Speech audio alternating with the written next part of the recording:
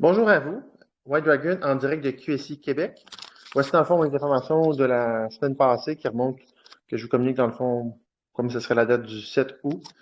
Fait que pour débuter, il y a le SAP par exemple, qui a eu récemment un important ICO, donc un Initialing Coin Offering, donc un lancement d'un asset, un token qui est le SAP. Il sert ce token-là à bâtir. Je vous rappelle que mes notes sont en anglais, je traduis simultanément. Fait que si vous voyez des fois lire un peu, c'est normal. En anglais, ils disent Build a bridge between Web3 and the world. Donc, bâtir un pont entre le logiciel qu'on appelle Web3, qui est relié à des paiements de mémoire, et le monde. Fait que le SAP a pour rôle d'en faire un business connector, donc un rassemblement pour la business, au niveau des contrats intelligents puis de l'intégration pour les entreprises.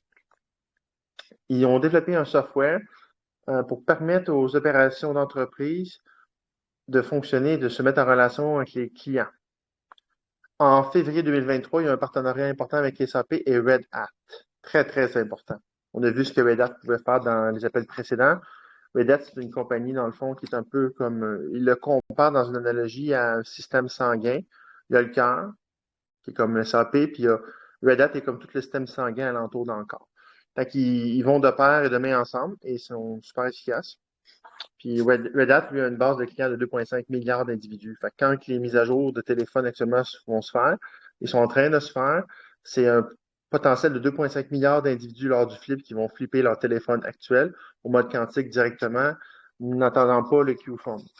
Parce qu'au final, je vous rappelle qu'avec l'appel de Ben, puis des appels précédents que j'ai faits, mes vidéos que j'ai faites sur YouTube récemment, euh, il y a des choses qui se passeraient avant le RV. Fait que pour que les Q-Fonds soient prêts et que la population soit prête à recevoir le UBI, euh, ça fait partie des choses qui vont être nécessaires, là, que les téléphones soient mis à jour. Il y a également, dans le fond, les BRICS. On connaît tout un peu, je crois. Le SCO, je vous rappelle, c'est le Shanghai Cooperative Organization. Et le UEAEU, qui est le Eurasian Economic. Eux autres sont vraiment en train de faire une alliance très solide. Puis ils sont en train de s'arranger avec la Chine là-dedans. Fait que c'est vraiment un partenariat très fort qui va bouger les choses sur le plan économique. On a également un CoinGeek qui avait un article, je vous le résume sommairement. Il y a un bill, c'est comme une loi ou une motion qui a été faite qui va paver la voie pour la digital currency, pour les monnaies digitales, de manière législative qui va être passée au US Congress. Fait que le Congrès américain va voter une loi législative à propos du blockchain puis de la monnaie digitale, en gros. Le 26 juillet, il y a 6 morceaux importants de cette législation-là qui sont passés au Congrès. Puis dans ça, on s'aperçoit que FTX est cité en exemple. Le FTX, c'est l'histoire avec le fameux détournement des bitcoins avec Sam Bankman-Fried, quelque chose comme ça. On va l'appeler Sam, c'est plus facile. Lui, dans le fond, c'était de mémoire 60 millions de bitcoins qui avaient été détournés, puis ça avait été utilisé pour l'Ukraine, c'était retourné aux États-Unis. Bref, il y a beaucoup de gens qui avaient perdu de l'argent avec ça. Fait que c'était un très, très bon exemple pour amener, dans le fond, une protection plus robuste pour les consommateurs. Fait que le Bills, dans le fond, va amener, dans le fond, la CFTC à rentrer en jeu, qui est la Commodity Future Trading Commission. Parce que dans le fond, actuellement, la SEC ne fait pas son travail. C'est un clown show. On l'a vu un peu avec XRP, puis d'autres choses. Ils n'ont pas fait leur travail pour protéger le public. Euh, Fait que vous voyez à peu près, j'essaie de vous trouver des équivalents. C'est pas nécessairement les meilleurs exemples, ça peut être boiteux un peu, mais pour vous donner un exemple, la SEC aux États-Unis, ça peut être par exemple l'Agence de revenus du Canada ou Revenu Québec, par exemple, ou excusez-moi, peut-être plus l'AMF. Ça serait peut-être une meilleure comparaison. Ils sont là pour réglementer les transactions financières. L'IMF est une meilleure comparaison. L'AMF, l'Autorité des marchés financiers, est une meilleure comparaison avec la SEC. Donc, ouais, fait que dans le fond, tout ça vise à mieux clarifier, dans le fond, le champ d'expertise et de juridiction de la SEC, qui va être recadré un petit peu. Autre sujet, là, ça vient du Bitcoinis, ça c'est date du 31 juillet. Encore une fois, c'est très sommaire. Non, finalement, je vais passer parce que j'ai pas beaucoup de notes là-dessus, puis je pense pas que ça va être très intéressant pour vous. Je passe finalement sur ce sujet-là. On tombe à l'autre sujet qui est les tués Gorge Dam. juste mentionner, vous rappeler qu'ils ont été réparés et ils ne seront pas blowés off, ils ne seront pas détruits comme c'était mentionné dans les Intel. Le Whiplash, je le répète souvent encore en ce moment, mais c'est pas le cas. Ils ont au contraire été réparés et vont être très utilitaires pour la Stellar. Donc, il ne faut plus attendre après un événement que les pre-gorge dams vont exploser puis qu'on s'en va à EBS après. C'est un narratif qui semble faux. OK? Autre sujet, la Bolivie désire rejoindre les BRICS également, selon le président Louise Arc, ARCA. Actuellement, il y a déjà des demandes qui ont été faites. Il y a l'Éthiopie, il y a également l'Union, en fait, les Émirats arabes unis, le UEA, l'Égypte et l'Indonésie. Il y en a plusieurs d'autres qui ont fait des demandes déjà, mais ça, c'est les 5 que je vous parle, la Bolivie puis les 4 que je viens de vous nommer. Ils ont un intérêt à joindre les BRICS. Puis le président sud-africain, il s'appelle Cyril Ramaphosa. C'est lui actuellement cette année qui est en poste comme chairman pour le Council, pour tout ce qui représente le BRICS. Fait que lui, ce président-là, Cyril, il dit qu'il pourrait, entre autres, accommoder 50 autres pays. Il y a un appel sur lequel je ne vais pas couvrir durant ça. Au pire, je ferai une autre vidéo à part, mais il y a eu le XRP TENI. C'est un appel qui a eu lieu le 9 août. Je crois que c'était le deuxième. Là, il y en a un troisième qui s'en vient. Il va être mercredi. On est mardi aujourd'hui. Même si mon appel concerne le 7, on est actuellement le 8 août. Donc, le 9 août, il va y avoir un autre appel qui est la phase 3 de ça. Et ça statue un peu sur où va le XRP. Pendant que je vous ai là-dessus, j'en ai parlé un peu dans l'appel hier. Ce qui est super intéressant, c'est que le XRP a recommencé à être relisté et ça n'a pas une grosse montée sur son prix. Donc, ça ne veut pas dire qu'il n'y en aura pas une prochainement, c'est pas ce que je dis, mais ce qui est intéressant, c'est lorsque l'appel avec Ben de la Stellar Russia a eu lieu, il a expliqué que le XRP serait quand même assez stable dans son prix. Il n'a pas dit qu'il ne montrerait pas un peu, mais il serait stable. Il ne partirait pas comme ça, ouf, puis ça, il va être stable. Parce que c'est un liquidity token, on-demand liquidity, donc pour ça, il faut quand même qu'il y ait un prix stable. Parce que s'il varie trop, ben, c'est pas bon. OK, on continue. L'autre vidéo que je vais revenir un peu tantôt, parce que j'ai pris des notes un peu plus tard, c'est une vidéo de 10 minutes de Donald Trump avec les charges par rapport aux élections 2020, puis certaines évidences des deux côtés. Ça, je l'ai finalement écouté, je vais préciser ce sujet-là en cours de Monitel un peu plus tard. Ce qu'il faut savoir aussi, ce qui ressort de plus en plus, c'est que tous les projets humanitaires en général vont se passer dans le Stellar écosystème. Il y en a déjà en cours. Si vous lisez dans le fond un peu sur la stellar.org, la définition de la Stellar Development Foundation, la SDF, il y a déjà des projets en cours. Il y a déjà des projets en cours, des projets pour nettoyer les océans. Quand les gens vont aller un rendez-vous, puis ils vont mettre de l'argent, ils vont les mettre dans des projets déjà en cours, ou il y a d'autres projets qui sont en train d'arriver dans le Stellar. Ils vont tous finir par être dans le Stellar.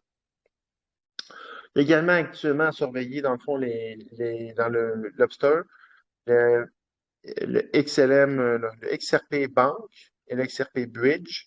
Donc, le XRP Bank, c'est de 1 à 6 et le XRP Bridge de 1 à 5 parce qu'il y en a plusieurs. Il y a le XRP Bank 1, 2, 3, 4, 5, 6.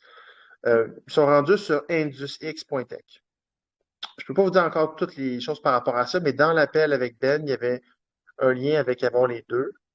Il ne disait pas lesquels à 100%. Là. Est-ce que c'était le XRP1 absolument, puis le XRP Bank, puis le XRP Bridge 1, ou on peut avoir le 2, ça je ne sais pas. Mais il parlait qu'à peu près vers la fin novembre, on pourrait avoir des ristournes sur des dividendes, en fait, des dividendes par rapport à ça. Mais je n'ai pas plus de détails en ce moment dans cet appel. L'autre chose qui est ressortie, qui est un gros ICO qui est sorti, qui est une des préférées de Nick Ragone, c'est le Palantir. Palantir, c'est vraiment quelque chose qui était nécessaire pour continuer à avancer la construction du QFS comme on le voit sous nos yeux actuellement. Donc, il est relié à l'intelligence artificielle, la machine learning, puis de détecter des patterns. Donc, il propose dans le fond une analyse des humains pour explorer du data de plusieurs sources en fonction de l'intelligence artificielle. Je vais lire en anglais ça. Also referred to as a cognitive augmentation machine augmented intelligence and enhanced intelligence and refer to the effective use of it in augmenting human intelligence. Donc, en gros, il pourrait même contribuer à augmenter l'aspect cognitif des humains puis notre intelligence dans la manière de nous faire évoluer. Il y a 4 principaux projets sur Palantir. Il y a le Palantir Gotham. Ça fait penser au film Batman, en tout cas. C'est juste une tâche que je partage comme ça.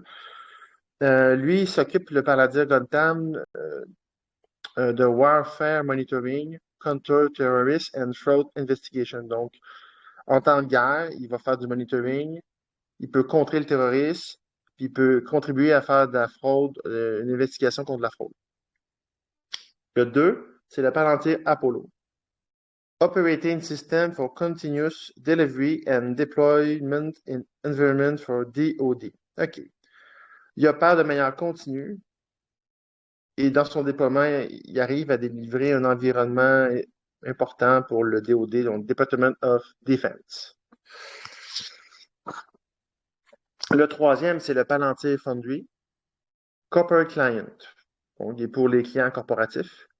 Ici, je vous ai noté un exemple qui est Morgan Stanley, par exemple. Il y a également le Palantir Metropolis. Lui, c'est du Data Integration, Info Management, Quantitative Analytics. Donc, l'intégration de data, le management, la gestion d'infos, quantitative, l'analyse quantitative aussi. To connect commercial property and public data set and discover trend, relationship or anomalies using predictive analytics. OK. Donc, en plus de ça, il est bon pour le data public, de découvrir des enjeux de sécurité, des anomalies, puis de faire des analyses prédictives. Ça, c'est le Palantir Metropolis. Ce qui est bon de savoir, c'est qu'en février 2021, la Palantir est devenue partenaire avec Red Hat. Fait que Red Hat, IBM, SAP, Palantir. Ça commence à être un beau morceau de casse-tête de puzzle qui commence à bien s'emboîter, là. Si on suit bien la game depuis un mois, je vous dirais, là. C'est extrêmement intéressant avec tout ce qui s'est mis comme mise à jour dans la ICO de protocole, que ce soit la VAX, la AirBridge, le Pathfinder, la SAP40, le IBM qui a un ICO aussi. Il y en a vraiment un build-up incroyable actuellement sur En mars 2021, le Palantir s'est mis partner avec Amazon AWS. En avril 2023, il a lancé sa plateforme de l'intelligence artificielle AIP. Puis ce qui est intéressant dans cette plateforme-là, c'est qu'elle intègre un large langage comme modèle. Donc, elle permet vraiment d'améliorer, dans le fond, la réponse de tout ce qui était à propos de l'intelligence artificielle. C'est un bon upgrade, comme on dit. C'est très récent, on parle d'avril 2023. En juillet 2023, ce qui est très récent, Why is Wall Street bullish on Palantir? OK. Il y a eu, c'est même dans les articles de la bourse, le NYSE, ça fait New York Stock Exchange. Bon, mais même là, il y a eu des articles à propos du Palantir. Fait que, dans le fond, ils le voient très, très utile puis faire beaucoup de profit en achetant cet asset-là. Ils ne disent pas forcément qu'il est sur le Stellar, mais ils le mentionnent quand même mainstream. C'est ce que je veux dire. Palantir aussi est capable d'amener des data à Space Force, à plus des softwares. Fait que dans le fond, Air Matrix est devenu également un partenaire de Palantir. Air Matrix est une compagnie à Toronto. Elle va fournir, dans le fond, une sécurité d'espace aérien. Parce que je vous rappelle qu'il y a beaucoup de data du QFS qui se ramassent en orbite bas, puis sont protégés par des satellites, par Space Force et tout. Fait que tout ça fait que ça va devenir très, très dur pour les hackers de hacker quoi que ce soit. Fait que Air Matrix, il va fournir une sécurité d'espace aérien. Il va permettre de voir venir, dans le fond, détecter les menaces, une activation de conformité et atténuer tout risque. Puis le nom de Palantir, vous vous en doutez sûrement, c'était mentionné que c'était inspiré du Seigneur des Anneaux. Le fameux Palantir, c'était quand Saruman, dans le fond, prenait la boule puis voyait en avance qu'est-ce qui allait arriver. On peut voir dans la boule l'avenir un peu. C'est pas nécessairement clair ça arrive, mais c'était une possibilité, puis il s'appelait le Palantir. Palantir permet également de télécharger des tas de données via son logiciel. Puis sa force, c'est qu'il les rend plus facilement exploitables. Donc, il va permettre, dans le fond, de prendre les meilleures décisions à tout moment et rapidement. Le 31 juillet 2023, il y a Dan Eves, D-A-N-I-V-E-S. Il explique pourquoi, dans le fond, le Palantir, c'est le Messie de l'intelligence artificielle. Le Messie, on ne fait pas référence à Jésus, mais on fait référence à Messi, le joueur de soccer. Donc, il existe une voie dorée pour la société pour la monétiser. Le Palantir, lui, dans le fond, est en train de construire une forteresse pour l'intelligence artificielle inégalée. Il est excellent dans le data management, la solution analytique, puis le transfert d'assets, et potentiellement, en fait, très certainement, de redistribuer la richesse adéquatement. Ça, c'est le Palantir. C'est un extrêmement gros ICO. Il est actuellement complété pendant qu'on se parle. Changement de sujet. Fédéral jury in DC indict Trump for conspiracy fraud. OK, ça c'est en lien avec le vidéo que je vais préciser tantôt. On s'en va dans ce sens-là. Je vais continuer à préciser au fil de cette vidéo. Là, maintenant, les prochaines secondes, prochaines minutes vont concerner plus de précision sur le SAP parce que dans QSI, il y a une série de 10 pauses. Donc, ça va être très sommairement résumé, mais ça va quand même vous donner une idée. Puis, si jamais vous avez de l'intérêt, vous pourrez le lire par vous-même en détail. Il y a plein de liens à cliquer dans les QSI pauses. Vous allez pouvoir creuser plus loin si c'est nécessaire. Si mon résumé vous convient, mais tant mieux. Fait que dans le fond, SAP et Red Hat, ils marchent main dans la main. Ils vont bâtir une infrastructure pour la vie dans le Stellar. Ils sont essentiels, essentiels, essentiels et encore essentiels. Fait que c'est l'analogie que j'ai pris là, c'est de là qu'elle vient. Red Hat, c'est comme le sang qui circule. SAP, c'est comme il est assimilé au cœur. Après le flip, toutes les entreprises telles que les banques, le système d'éducation, les entreprises à but non lucratif, ils vont, pour le projet militaire également, vont toutes utiliser SAP au complet. Ils vont utiliser SAP pour gérer, dans le fond, leur traitement commercial quotidien. Red Hat, RH, et SAP, dans le fond, SAP, c'est un Business Blockchain Connector, je vous rappelle. Il permet aux entreprises de gérer leur environnement informatique de manière efficace, donc de baisser les coûts et la rapidité d'exécution et tout, d'une manière en toute sécurité, efficacement avec une disponibilité stable au lieu de panne. Donc, d'avoir un courant en continuité et d'être plus fonctionnel. Le Stellar s'en va comme la crypto-monnaie, le Digital Asset Back, qui va être nécessaire dans un usage quotidien fréquent. Donc, ça représente un haut volume. Donc, c'est vraiment important, le SAP et Red Hat, pour permettre cette chose-là. Donc, les assets vont relier à des passive income, des dividendes, des perpetual revenue, en fait. Pour être simple, c'est des revenus passifs à vitam aeternam. Parce que dans le fond, le système va tellement être là pour longtemps, tout le monde va passer par là, il va tellement avoir de volume qui va générer des frais. Fait que ceux qui ont investi dans les bons assets en avance, les premiers, les précurseurs comme nous, et qu'on a participé au ICO, qu'on est dans les 1% des gens qui sont dans le talent avant que tout le monde y arrive, ben on va être grandement, grandement, grandement être récompensé pour des générations à venir. C'est ce que ça dit. Et c'est pour ça que quand on pense à des outils comme Cheesecake qui sont développés, puis certains scam assets qu'on a dans notre toilette, c'est pas super important. Au final, même si on aurait, mettons, 1000 assets, puis on aurait, je sais pas moi, je ne vais même pas dire de chiffres, pas beaucoup qui seraient bons, on serait quand même déjà correct. C'est pour ça qu'il ne faut pas freaker avec ça, là.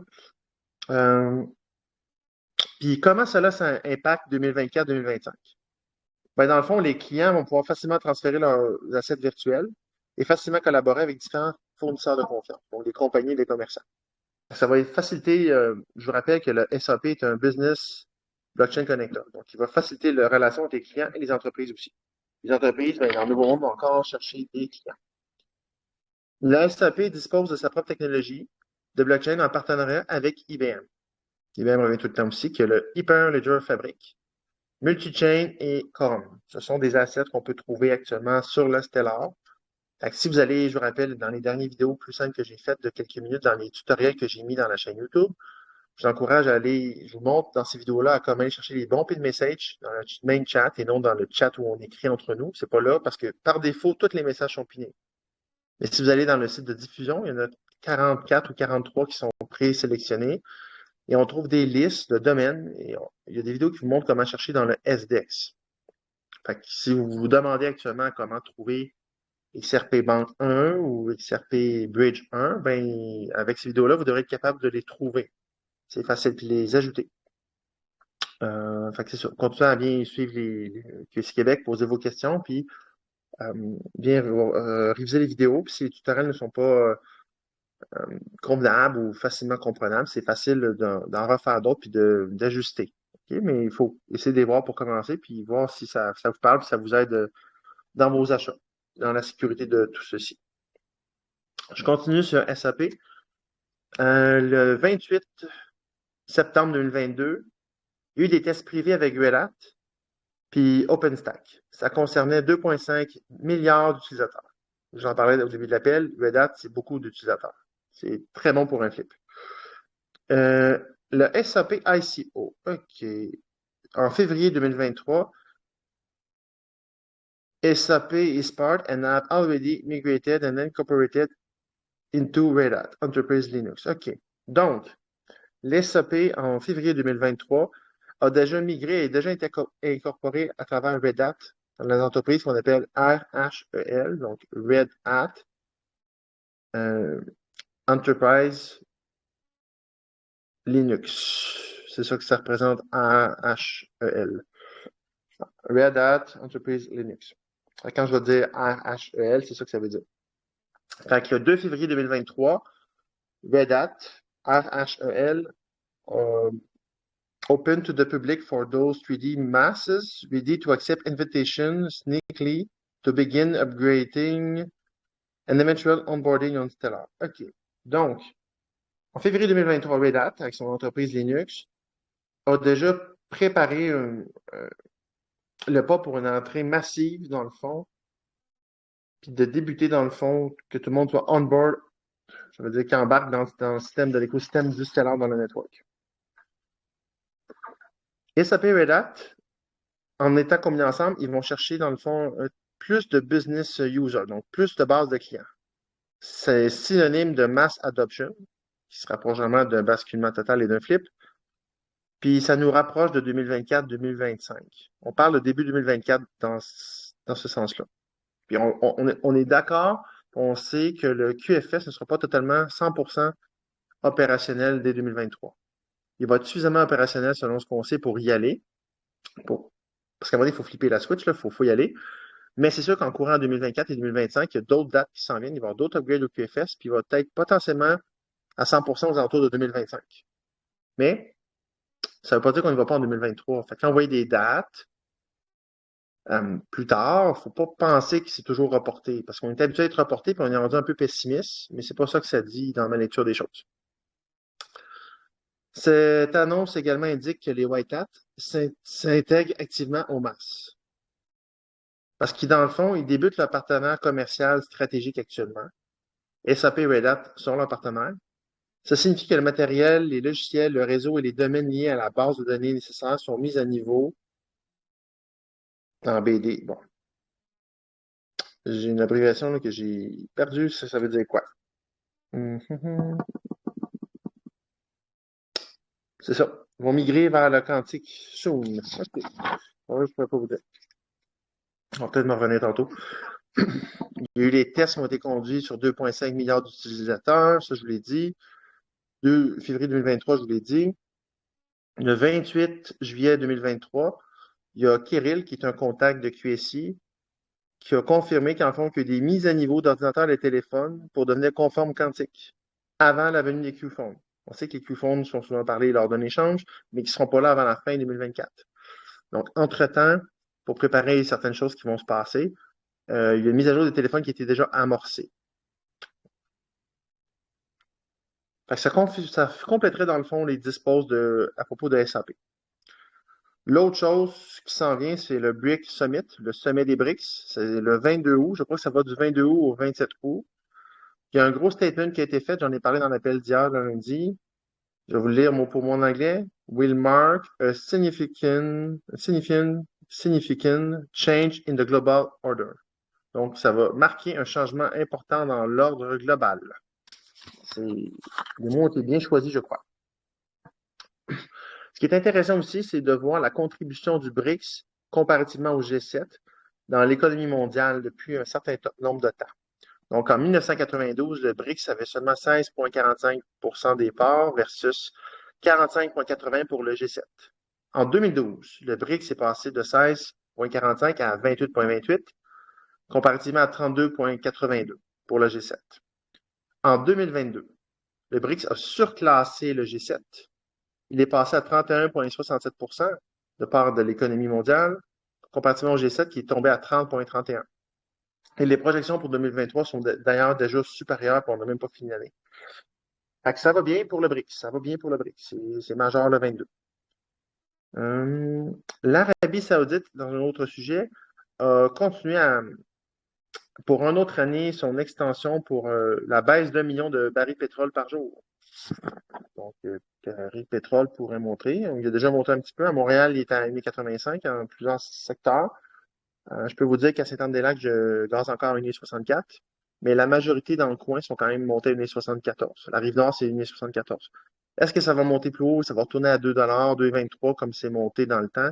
Ça, je ne le sais pas. Mais je vous rappelle aussi qu'il faut que ça monte pour stresser un peu le monde, parce qu'on a une narrative d'inflation. Mais en même temps, je pense qu'il va plus avoir des fausses alertes. Ils vont plus en parler négativement que ça va être aussi pire qu'ils le disent dans les médias, là. Mais on verra, on verra. Ce que je veux vous retenir aussi, c'est que pour dissocier, dans le fond, avoir du discernement dans ce qui est bon et mauvais, pour ne pas. Parce que je rappelle que Ben de la Stellar Russia parlait toujours que c'est important dans le discernement de surveiller qui vous suivez, très important. Les Black Hats, eux autres, sont toujours à propos de Doom, on est perdu, and Gloom. Donc, Doom, on est. Doom. Vous savez ce que veut dire Doom. J'ai de la misère à le traduire, mais pourtant c'est évident, là, c'est Doom, c'est perdu, vendu, whatever. OK? Et Gloom, morosité. White Hats, eux autres, c'est Hope and Freedom. Donc, espoir et liberté. Fait que dépendamment qui vous parle, il y a toujours un but d'un message, même si des fois on parle de choses négatives qui arrivent, on peut mettre de l'espoir dedans, puis que c'est pas nécessaire pour la liberté, puis amener quand même de la paix, puis du calme, puis de la sérénité, d'une certaine façon. Mais les Black Hats, c'est pas ce qu'ils vont faire. Ils vont tenter justement de stimuler votre peur, puis la cultiver, parce qu'ils peuvent plus facilement vous manipuler. Fait que ça, c'était facile à ce moment-là de les voir venir.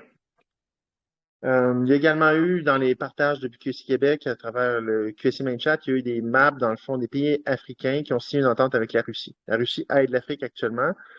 Puis, j'ai pas compté les pays, mais visuellement, il y avait environ 70% de toute l'Afrique qui était rouge. Les pays rouges étaient ceux qui étaient aidés par la Russie et en blanc, ceux qui n'étaient pas encore supportés. Mais ça s'en vient, ils vont tous être supportés dans un avenir rapproché.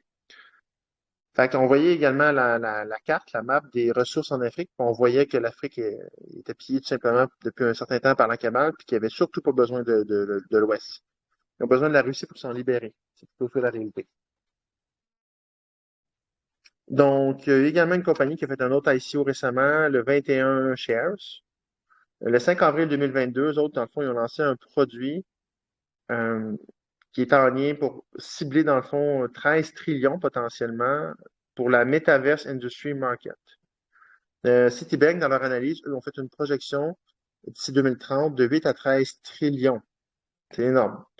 Fait qu'eux autres, dans le fond, 21 shares, ce qu'ils font, c'est qu'ils ont des assets ETP, donc Exchange Trade Product. C'est ce que ça veut dire ETP, Exchange Trade Product, based on SEN. SEN, c'est un ICO qu'il y a eu. Okay? SEN, c'est un native token pour le Metaverse pour les projets reliés à la Sandbox. Si vous tapez Sandbox dans l'engin de recherche, vous allez trouver des articles reliés à ça, puis l'ICO aussi. Puis c'est tout relié dans le fond du gaming experience sur le blockchain, donc pour jouer des jeux en ligne. Fait que Sen, dans le fond, il y a un lien avec les NFT. Puis les NFT, dans le fond, ce qu'ils font, c'est qu'ils sont virtually minted on the blockchain to ensure digital. Donc, ils sont minés sur la blockchain. Ils vont s'assurer, dans le fond, qu'il y ait la scarcity, donc la rareté, la sécurité, puis de l'authenticité. Le NFT, ce que ça veut dire, en gros, c'est non-fungible token. Ils sont indivisibles, ils sont non interchangeables. Donc, ce qu'ils font, c'est qu'ils amènent une véritable signature et un ownership. Donc, ils certifient c'est qui le propriétaire de la chose, de la signature. Puis, c'est très utilisé dans les in-game assets. Ça ne peut pas être copié. Fait que ça, le NFT, c'est l'avenir aussi. Dans le temps, on en parlait beaucoup sur l'Ethereum, mais on sait que l'Ethereum, ça va dans le Stellar. Fait qu'on sait que les NFT, c'est Stellar aussi. Il y a une vidéo que je joué, qu'on a mis, je ne peux pas nécessairement vous résumer, mais c'était intéressant parce que c'est un monsieur qui parlait qu'il y avait vraiment des choses énormes qui s'en venaient au mois d'août, ou 2023, pas 2024. Et de se préparer vraiment un gros changement, puis il y a des disclosures énormes. Le seul bémol que je vais vous mettre, c'est que le 13 septembre, ou le 9/11, si vous voulez, on est toujours au mois d'août. Juste comme ça. En julienne, bien sûr. Il faut toujours considérer que certaines de nos dates, comme les Q-maps, les roadmaps du stellar, sont en grégorien. Et certains événements sont liés à des lunes et à des calendriers juliennes et orthodoxes. C'est un melting pot de choses qui fait que des fois, il faut être flexible sur les dates. Le meilleur conseil que je peux vous donner, c'est de jouer avec ça. Puis de ne pas prendre pour acquis que ça va arriver à 100%, mais de les utiliser pour vous permettre de garder votre ligne, puis de rester dans le moment présent.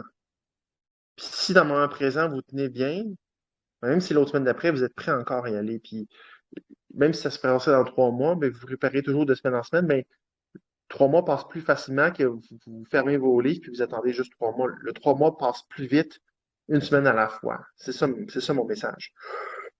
Personnellement, je fonctionne comme ça et ça va bien. Je ne dis pas que c'est la seule manière de fonctionner, loin de là, mais pour moi, ça fonctionne très bien. Je vous encourage à peut-être l'essayer. Federal Reserve, ouais, la Federal Reserve a encore une fois augmenté ses taux. C'est les plus hauts niveaux depuis 22 ans. Ça augmente les coûts d'emprunt, puis ça va justement créer des problèmes parce que les gens sont endettés. Fait que ça va juste amplifier le crash. On sait que le crash est important, il est déjà amorcé, mais il faut qu'il se poursuive. Là, on rentre dans la vidéo de 10 minutes que j'ai dit que je vous viendrai avec plus de détails. J'en ai un peu plus. Fait que la fille qui est là, ce qui est intéressant, c'est qu'elle met un peu les médias en échec d'une certaine façon. Elle les remet à leur place un peu, puis c'est live stream, c'est vraiment comme un gros média vu aux États-Unis. J'ai juste oublié de noter le nom du média. Mais de toute façon, si vous regardez la vidéo, il s'est mentionné dans la bannière en bas, là. Puis elle les remet à leur place. Fait que c'est vraiment intéressant. Ça s'appelle Dr. Jane Hopper Hayes. Fait que dans le fond, dans la vidéo, il parle beaucoup de Trump et de l'échange pour l'indictment. Qu'est-ce qu'on reproche à Trump? À cause de l'événement du Capitole du 16 janvier 2021, Treason and Sedition. Donc la sédition, c'est d'inciter les gens à se rebeller ou à se monter contre le gouvernement en place. Puis ça peut aller jusqu'en prison. Mais finalement, il ne semble pas aller de ce côté-là d'une manière extrême. Il ne semble pas choisir cette voie-là. Puis, ce qui commence à faire brasser les choses aux États-Unis, c'est que Trump pense se représenter pour les élections à venir pour 2024. Puis, ce qu'on reproche à ceux qui veulent justement l'indictment, c'est pourquoi le faire 2 ans et demi après? Si c'est si vrai que ça, pourquoi qu'on ne l'a pas fait avant? C'est-tu pour l'empêcher de se représenter? Fait qu'on voit ça comme une fraude, une manipulation un peu. Fait que ce qui revient aussi dans la vidéo, c'est que Biden est le legitimate president, but il est seulement de la US Corp. Mais cette US Corp-là est une corporation qui est en faillite. Fait que Biden, dans le fond, ils disent live qu'il n'est pas président des États-Unis, qu'il est président de la corporation qui est faite faillite. En tout cas, c'est vraiment intéressant. Il parle également dans cette vidéo-là de l'Executive Order que Trump a signé avant les élections. C'est ce qui est particulier. Donc, pour protéger, dans le fond, l'interférence des élections et de son intégrité. Fait qu'il soulève dans la vidéo que c'est bizarre comment Trump a fait pour le savoir d'avance, puis il l'avait signé avant les élections, avant que tout ça arrive. Ils font une parenthèse là-dessus sans trop l'expliquer, mais c'est ce qu'ils disent. Puis comment, la question qu'il soulève, c'est how does he know? Fait que le fait qu'il soit indictment aussi, ça ouvre la porte pour Trump, pour présenter ses dossiers aussi. Ça fait partie de la game, là. Puis on s'entend qu'ils nomment dans l'appel aussi que même les médias l'ont dit, c'est le système légal est très politisé aux États-Unis.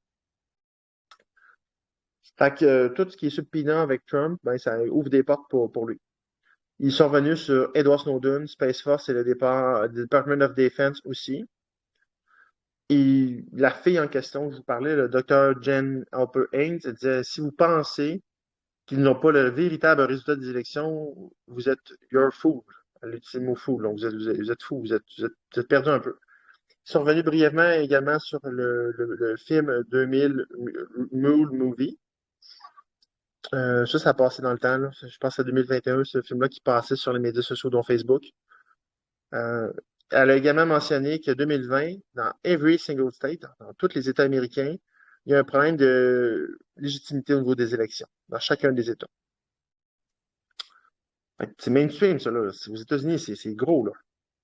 Euh, ouais. On a aussi reproché à Trump de ne pas baisser les bras, puis de trop se plaindre que les élections ont été volées. Mais la dame en question, elle a remis en jeu justement que justement dans un free speech, que Trump a le droit de s'exprimer. Puis qu'au fond, il a déjà, malgré ce que les médias disent, il a présenté 3 projets, puis que ces 3 projets-là, lors de la révision en lien avec la fraude électorale, ont été rejetés. Seulement 3 fois. Il y en a 57 qui n'ont pas été reçus. Mais Trump, en même temps, il ne voulait pas nécessairement qu'ils soient reçus. Parce que si ça serait sorti, il y aurait une guerre civile, apparemment. Donc, il y a un timing pour chaque chose. Les gens devaient voir à quel point ça pourrait aller mal. Ils devaient le voir. On ne pouvait pas seulement leur dire. Ça, Trump l'a dit plusieurs fois.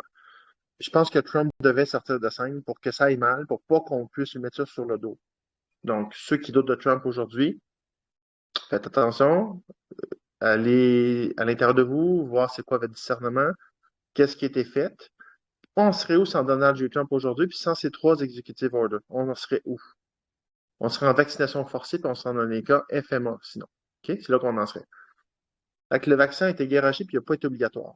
Trump a fait ça. Puis il nous a donné un choix libre. Puis il est en tête des BRICS avec Poutine, Xi Jinping et tout le BRICS. Le BRICS est positif, il va nous sortir les fesses de la barrière du pétrodollar, il va mettre à terre le système central des banques et de la cabale. OK? Fait que ça, il faut le réaliser. Fait que Trump devait sortir de scène. Celui qui est le Trump card, pour moi, c'est Elon Musk. C'est lui qui fait du D-class. Il fallait que Trump sorte de scène. Ça, il faut que vous le compreniez absolument aujourd'hui. C'est essentiel et c'est ça qui est arrivé. Et il va revenir au bon moment. Ça ne veut pas dire qu'il est en train de s'accouler douce sur le terrain de golf. Si vous pensez ça, là, vous devrez peut-être ajuster un peu votre narratif. Fait que Trump a le droit au 21e amendement en fonction de son free speech et de la démocratie. Trump's right to speak. Puis en faisant toutes ces choses-là, il a seté up le DS, le Deep State. Il nomme Deep State, ils le disent dans l'appel de 10 minutes. Il parle aussi également de comment la reine et le pape se sont couchés devant Trump lors de ses visites et justement à quel point Trump a sorti les États-Unis justement de cette entente corporative-là avec l'Angleterre et le Vatican pour ramener de dollars importants aux États-Unis. Puis ils ont également mentionné dans l'appel, je crois, c'est pas moi qui ai acheté cette note-là. À suivre. Mais ici, j'ai écrit égal Galactic Control the Media and Secure the Actor. Je pense pas qu'ils l'ont dit dans l'appel. Je pense que c'est mes notes qui ont été ajoutées avec d'autres choses que j'ai. C'est bon? Ça ne ferait pas de sens sinon. Fin de ce résumé de cette vidéo-là. Écoutez attentivement mon résumé si vous ne comprenez pas bien l'anglais. Si vous comprenez l'anglais, réécoutez-le. Coinbase a annoncé. Coinbase annonce un public launch le 9 août. Ça, c'est pas encore arrivé, ça s'en vient. Based on two-layer blockchain. OK. User will have the ability to bridge their ETH, donc l'Ethereum. Ça a commencé à partir du 3 août, d'accord? C'est un mouvement stratégique, ça, de Coinbase, qui va permettre, dans le fond, l'adoption massive du blockchain dans les masses. C'est based built on Optimus OP stack, was tested by developer in July and has already seen over 68 million worth of Ether bridges in the network. OK. À suivre pour ça. Mais il y a un move sur Coinbase, ça se passe en haut. C'est en lien avec l'Ethereum. Puis ça ouvre le marché du blockchain aux masses. Élément clé à retenir, je vous dirais de ça. C'est un lien avec Airbridge également aussi, l'ICO. Airbridge est important. Puis il sera en lien justement avec l'annonce que je viens de vous dire ici. Je viens de voir mes notes en bas. Là. Quand il parle qu'il y a quelque chose qui a été testé par les développeurs en juillet, ça réfère à Airbridge, qui est un ICO dans Stellar le 20 juillet. Donc, en septembre 2022, Arbitrum, Decode Link ETH 2.0 Upgrade et un optimistic rollout into Nitro ETH Smart Contract by Astronaut Foundation, Token Foundation. Dans le fond, Coinbase, ce qui est important de retenir de ce que je viens de vous dire en anglais et en français, c'est que Coinbase confirme le Token Foundation à Airbridge, indirectement. OK? C'est gros, ça. C'est un gros ICO. Le 4 août, Poutine signe une loi sur les blocages de fonds des étrangers voyons. Le 4 août, Poutine signe une loi sur les blocages de fonds des échanges sous sanctions russes. Ça va être entré en vigueur dans 6 mois, donc février 2024. Le blocage s'applique à la fois aux États-Unis, donc pas juste sur le territoire russe, mais sur des gens qui sont actuellement aux États-Unis et des entités étrangères. À suivre. Tout à l'heure, Russie le 4 août. Qu'est-ce qui s'est passé là-dessus? OK. Il y a eu, avec Western Union, il y a le Digital Dollar Project. Il a complété, dans le fond, des cross-border CBDC trial avec Western Union sur la Ledger Insight. Ça veut dire qu'il y a des tests qui ont été conduits avec le Digital Dollar Project, avec Western Union et eux, pour les CBDC et Smart Contracts sur la Ledger. Le dernier mois, dans un autre sujet, l'ECB, European Central Bank, ils ont eu un deuxième rendez-vous pour explorer le DLT, donc le Distributed Ledger Technology, ça c'est le Stellar, avec les banques centrales, avec de la véritable argent, real money. Toujours le catou sur l'autre sujet. Il y a un juge qui a décidé de rejeter le recours collectif contre Tether. On sait que Tether s'est vendu, là, on sait que c'est contrôlé par la CCP, puis qu'il y a beaucoup de corruption là-dedans. Je continue. USDT, Tether, c'est pareil. C'est la troisième crypto-monnaie, c'est le CoinMarketCap pendant qu'on se parle. USDT est à ce moment-là accusé de pratiques illégales et trompeuses.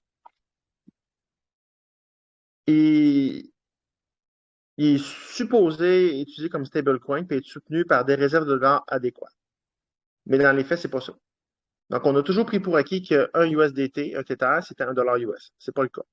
Tout ce qui était imprimé en Tether, qui a supporté le Bitcoin et l'Ethereum, en fait, chaque hausse de Bitcoin a été associée à une pompe du Tether, qui était non valable, basée sur absolument rien, thin air qu'on appelle en anglais.